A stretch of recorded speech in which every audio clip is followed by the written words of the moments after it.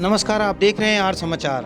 खबर उत्तर प्रदेश के बस्ती जिले से है, जहां रक्षा मंत्री राजनाथ सिंह ने जनसभा में जनता को संबोधित करते हुए भाजपा प्रत्याशी के पक्ष में जनता से मतदान करने की अपील की। रक्षा मंत्री राजनाथ सिंह ने युवाओं, नौजवानों, महिलाओं, किसानों को दिल को छूने का प्रयास किया और कहा कि उनकी सरकार जातिवाद, परिवाद की राजनीति नहीं करती, बल्कि देश की राजनीति करती है। मोदी जी के नेतृत्व में चल रही सरकार ने यह साबित कर दिया कि भारत कमजोर नहीं है। आज दुनिया के सभी राष्ट्रीय अध्यक्ष कहते हैं कि भारत का भविष्य उज्जवल है। चुनाव में प्रत्याशी आवश्यक नहीं है, देश बनाने के लिए भाजपा राजनीति करती है। प्रत्याशी भी मनुष्य है, उससे गलती हो सकती है। देश की खुशहाली, उनकी तरक्की के लिए भाजपा को वोट करें। रक्षा मंत्री ने रूस और यूक्रेन के हालात और युद्ध का जिक्र करते हुए कहा कि रूस और यूक्रेन दोनों लड़ रहे हैं। जब युद्ध छिड़ा तो भारत के 3000 बच्चे पढ़ रहे थे। परिजन परेशान थे बच्चों को जिंदगी को लेकर, लेकिन उन्हें विश्वास था कि मोदी जी हैं तो मुमकिन है। प्रधानमंत्री पूरे मामले की मॉनिटरिंग कर रहे थे। अपने बच्चों के लिए प्रधानमंत्री ने दोनों देशों से प्रधानमंत्री से बात की और 4 घंटों के लिए युद्ध रुकवा दिया और सभी बच्चों को सकुशल अपने घरों तक आए। उन्होंने कहा, यही तो है मोदी की ताकत। रूस और यूक्रेन दोनों के बीच इस समय संघर्ष चल रहा है। यूक्रेन की तरफ से भी मिसाइल चल रही हैं, रूस की तरफ से मिसाइल, बम, तोप, गोले, बड़ी संख्या में लोग मारे जा रहे हैं। जब यह सिलसिला युद्ध का प्रारंभ हुआ तो हमारे भारत के लगभग 30,000 बच्चे, 30,000 बच्चे यूक्रेन में पढ़ते थे। कोई डॉक्टरी पढ़ रहा था, मेडिकल की पढ़ाई कर रहा था, कोई इंजीनियरिंग की, कोई मैनेजमेंट का कोर्स कर रहा था। उनके माता पिता जो भारत में थे, उनको इस बात की चिंता हुई, क्या होगा हमारे बच्चों का। रूस से चलकर कोई मिसाइल, बम, तोप जहां हमारे बच्चे रहते हैं वहां गिर गई तो हमारे बच्चों की जिंदगी खतरे में पड़ जाएगी। लेकिन उन लोगों को इस बात का विश्वास है कि विश्वास था कि इसका समाधान यदि कोई दे सकता है तो भारत के प्रधानमंत्री मोदी जी दे सकते हैं। और मैं उस घटना का प्रत्यक्ष साक्षी हूं, साथ बैठने वाला हूं। हमने देखा है मेरे बहनों भाई कि प्रधानमंत्री ने यह जानकारी प्राप्त होने के बाद, प्रतिनिधिमंडल के वहां से जाने के बाद चटपट रूस के राष्ट्रपति मिस्टर पुतिन को टेलीफोन मिलाया और यूक्रेन के राष्ट्रपति मिस्टर जेलेंस्की से टेलीफोन मिलाया। और आपको जानकर गौरव की अनुभूति होनी चाहिए, 4.5 घंटे के लिए युद्ध रुक गया और हमारे 22,000 से अधिक बच्चे यूक्रेन से चलकर भारत आ गए।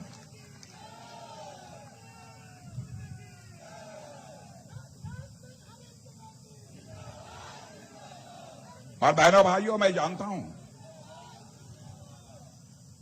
गांव के रहने वाला जो गरीब है, जिस पसीना बहाता है, जिनकी कम आमदनी है, ये लोग केवल अपने परिवार के लिए नहीं जीते हैं। परिवार के लिए हम हो, आप हो, सब जीते हैं। लेकिन यहां देश की आवश्यकता होती है, वहां अपने प्राणों को भी न्यौछावर करने की आवश्यकता होती है, तो लोग इसे तैयार रहते हैं। क्या है हमारे भारत का इतिहास? चंद्रशेखर आजाद, 26 साल की जवानी, मां कहती थी बेटा शादी कर लो, लेकिन नहीं, आजादी हासिल करनी है। और कैसी स्वाभिमान की भावना थी। साधारण परिवार के चंद्रशेखर आजाद थे। बराबर माता पिता कहते रहे नौकरी करो, कमाओ, खाओ, कुछ करो। तो उन्होंने कहा था, जब तक भारत माता के पैरों में गुलामी की बेड़ियां कटी पड़ी हुई हैं, तब तक मैं चैन से नहीं रह सकता। कैसे स्वाभिमानी थे।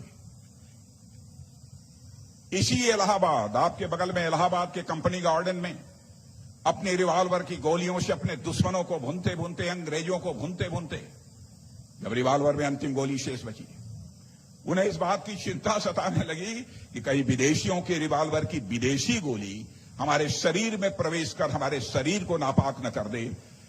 तो राष्ट्रीय स्वाभिमान के धनी चंद्रशेखर आजाद ने अपने ही रिवॉल्वर की अंतिम गोली अपने सीने में दाग लेने का काम किया था।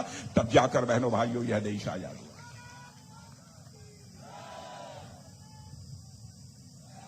अशफाकुल्लाह खां की यही कहानी है। प्रश्न है, सपा कुछ दिनों के बाद पूछेंगे सपा का मतलब क्या होता है, छोटे बच्चे बताएंगे समाप्त पार्टी।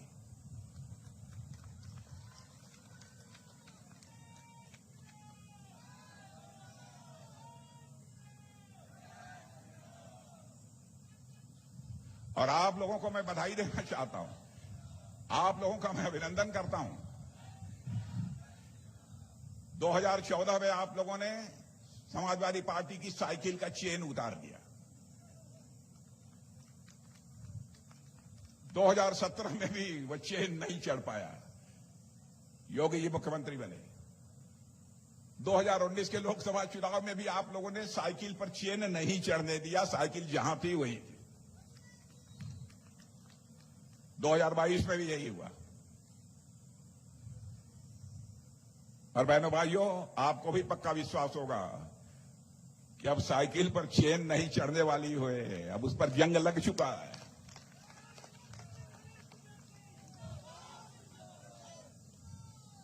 और कांग्रेस की जहां तक हालत है, कांग्रेस की हालत दिनों दिन पतली होती जा रही है। लेकिन हम लोग चाहते हैं स्वस्थ लोकतांत्रिक व्यवस्था में कुछ तो ताकत होनी चाहिए। दिनों दिन समाप्त होते जा रहे हैं, यह हालत हो गई है इन लोगों की। मुझे लगता है कि आज के 10 साल के बाद यदि बच्चों से लोग पूछेंगे कांग्रेस कौन थी, कांग्रेस जानते हो, तो बच्चे कहेंगे कौन कांग्रेस। जैसे सारी दुनिया से डायनासोर लुप्त हो गया है मेरे बहने भाइयों, मुझे लगता है कांग्रेस भी भारत की राजनीति से लुप्त होने जा रही है।